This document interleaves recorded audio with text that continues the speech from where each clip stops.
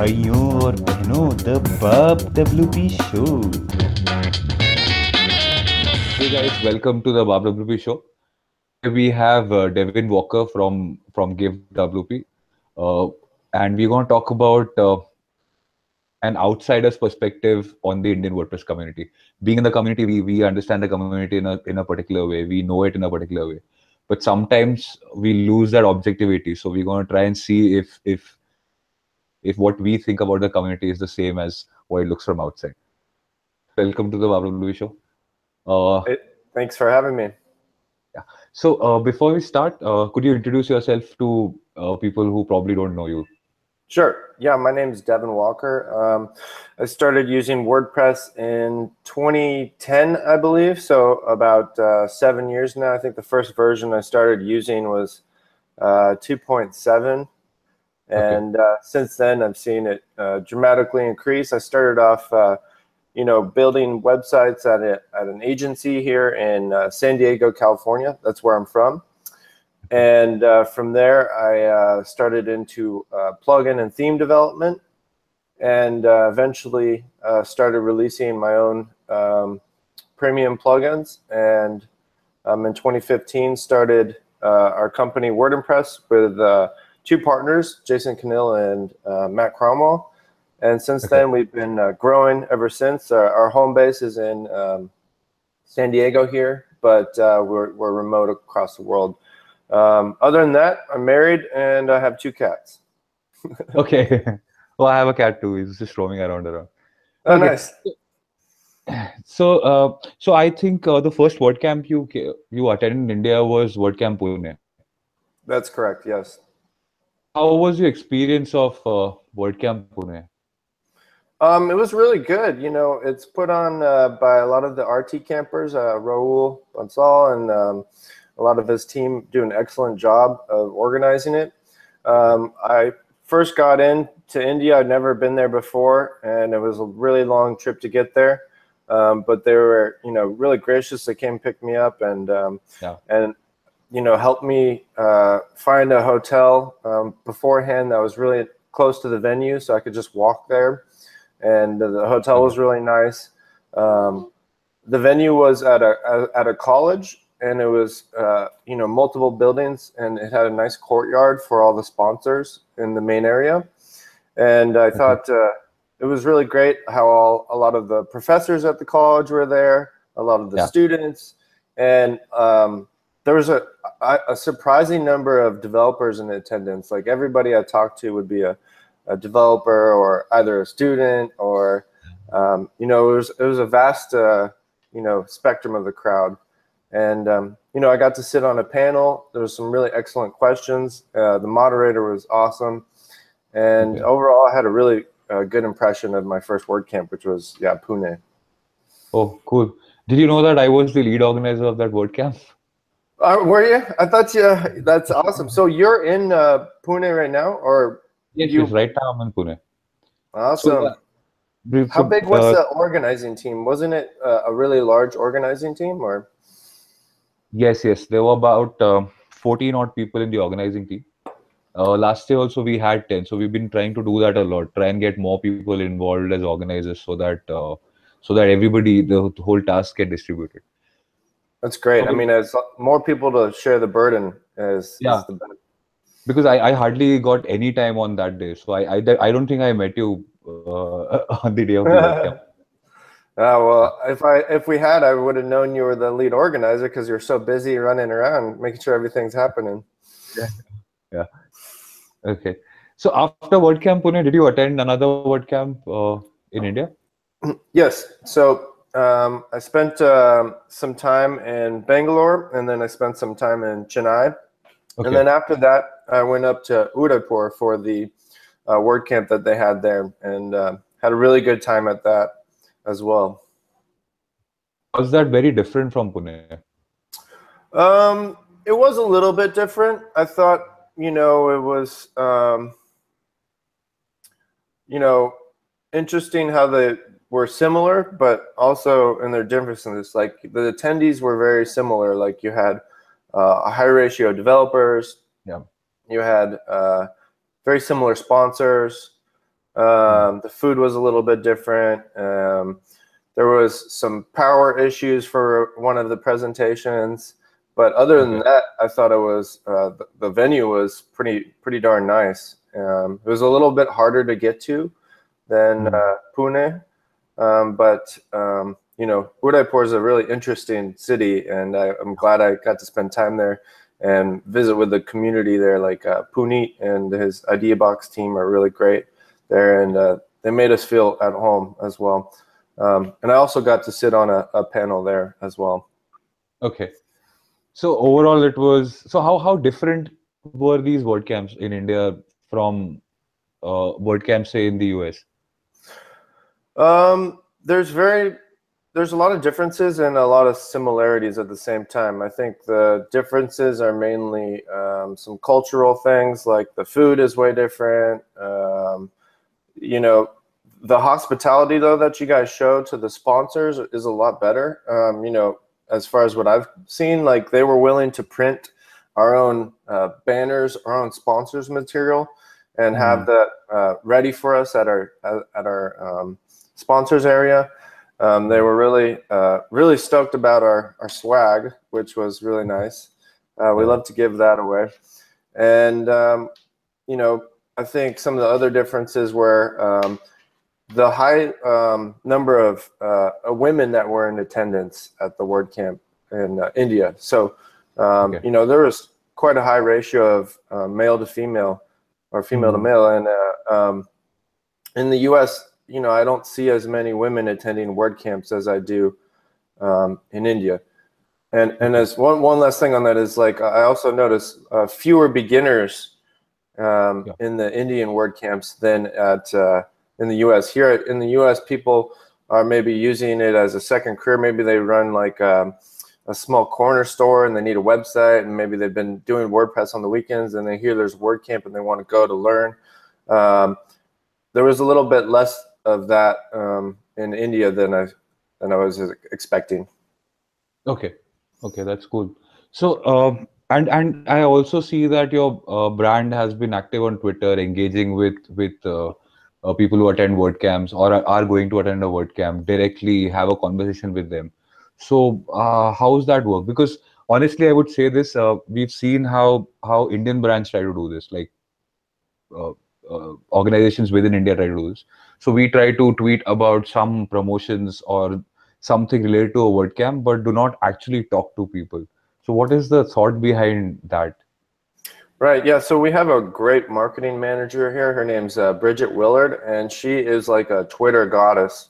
She knows how to use the platform the way it should be used effectively for marketing your brand successfully. So she does personal things like reply to some of your tweets. You know, then you get a really good feeling about our brand, or if you're in attendance or speaking at a WordCamp, she might quote you and hashtag the WordCamp at the same time.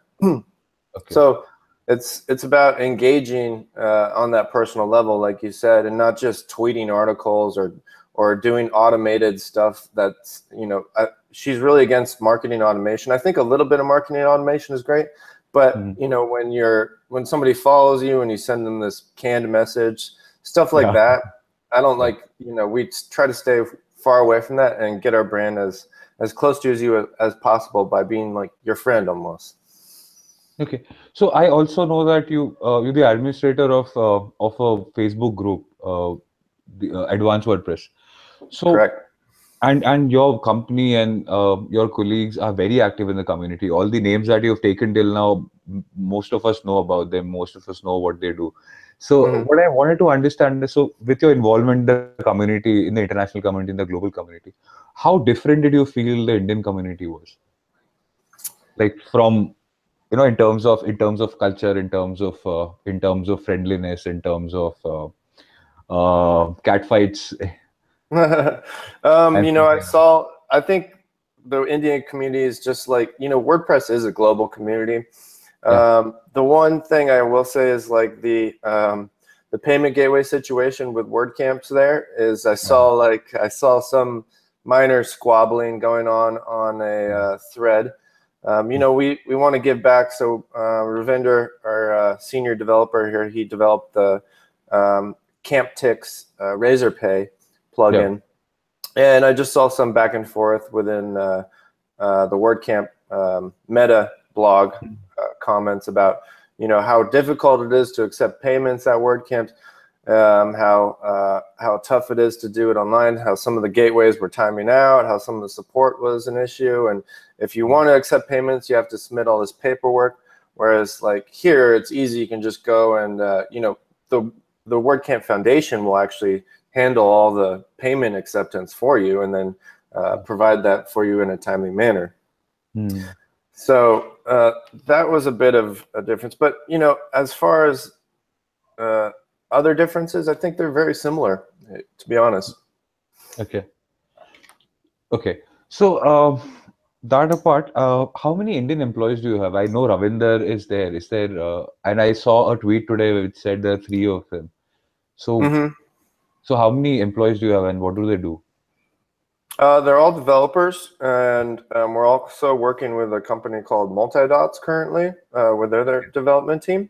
But we're definitely still hiring. So we have 3 right now. We definitely want to grow the team more. But we're looking for solid developers, you know, who really have a great understanding of WordPress. They've maybe built a plugin or 2. They've got a, you know, impressive GitHub profile. These are all things we look at when we're hiring, is like, what have you done with WordPress? What's your GitHub profile look like? Are you doing stuff with open source right now?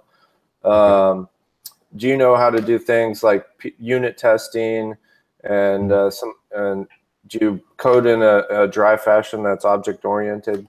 You know, things like this. And you know, it's been a little bit of a challenge to find those really qualified candidates, but that's, you know, we're always looking for the top talent. Okay, so this is one question that's like it's one of the topmost questions that we ask anyone from outside India. So there's a general impression of Indians. There's a general stereotype of Indians around the world in the WordPress world, in the freelancing or outsourcing world. So there are a lot of things there. One of the things is that Indians are not very responsible, as in the responsibility taking is not very good. And second, we don't know how to say no. So, so if you ask us, can you do this? I would obviously, I mean, I as an Indian would obviously say yes, and then try and figure out how to do that. So, have you had any such issues in the past? Since I understand you have employees now, you've been working with an agency, you must have worked with freelancers in the past as well. So, yeah, you know, I think I've seen some of that where if you're like, can you do this? And the answer is sure, yeah, sure. Yeah. And you're not really confident that they could really do that. And so I've seen a bit of that. That's very true. And some of the other things I've seen are like the inability to actually think of what the user would do or interact with your application. Like a lot of times I'd have to spell out exactly what the functionality would be, literally wireframe it out and demonstrate it in order to get a point across. Where if you were, you know, thinking intuitively what the user would be interacting with, whatever it is, maybe like it's a tab layout or it's some functionality in a donation form, for instance. And, you know, being able to critically think and make these decisions on your own rather than having to always take instruction on everything. That's been a little bit of a challenge. okay. So design thinking, you say, is lacking. The sort of the UX way of thinking about stuff is not there. I mean, not for everybody, but for some people, right? No, I agree with you. Like in that, I agree with you. I teach a lot. Like I teach WordPress development to a lot of people. So I know that it is a problem. There is absolutely no design thinking anywhere in our education, much in formal training or in courses anywhere. So Yeah, they're very good developers. One of the first Indians I met a couple of years ago was a successful theme forest author, and he couldn't design at all. So what he would do is he would hire a designer to design the themes for him. And his mistake was he gave a lot of the percentage away of the theme profit for those designs. and didn't understand that development continues after design. But like, yeah, he couldn't design them himself, but he could sure build them once he was provided the actual website designs. Cool. So all the developers that you talk to, I understand. Like Pune, I know is a very is a community which is very developer dominated. As in, there are a lot of developers in Pune. Pune is generally a IT city. India in general is a very we're very focused on IT, very oriented towards IT. So there are a lot of IT companies also, etc. So it ends up having that our community is very developer dominated. Very few bloggers, very few entrepreneurs in the community. So when you interacted with developers, what did that give you a general impression about developers in India? Any from the one-on-one talking? Yeah, a lot of them are very talented at exactly what you say, just putting the nuts and bolts together, you know, and they prefer either to stay in one segment of development and do that really well, rather than a multitude of aspects. Like maybe you could have some design skills or some wireframing skills or some project management stuff, you know, having the whole outlook and maybe some more of that entrepreneurial spirit. But I'm seeing a lot of good products come out of India now for WordPress. So I think with all these WordCamps and a lot of the great talks that are going on, a lot of people are being inspired to build on there.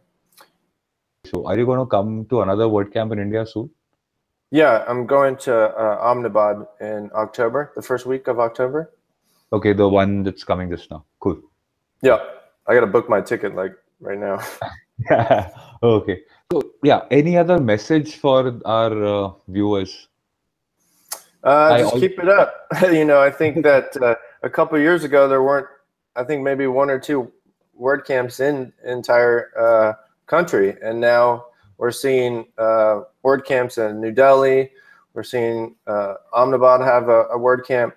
There's, you know, it makes it really promotes WordPress in the entire country, and I think if the WordCamps can work together to you know, lift each other up, that's even better as well.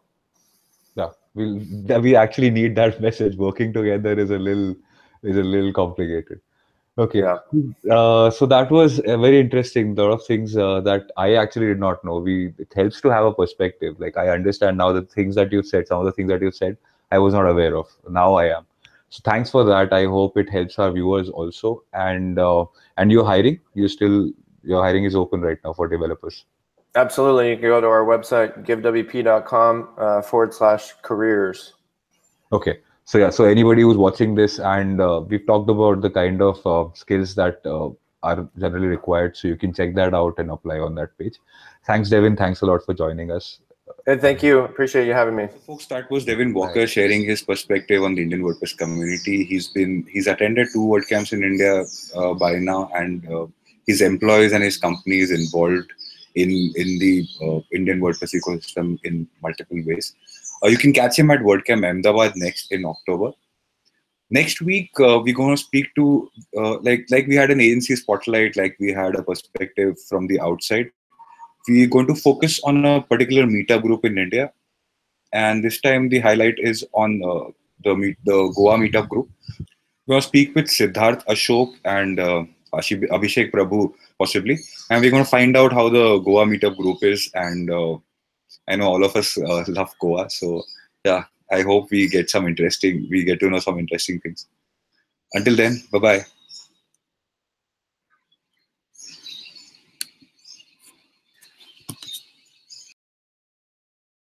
The Bob WP Show.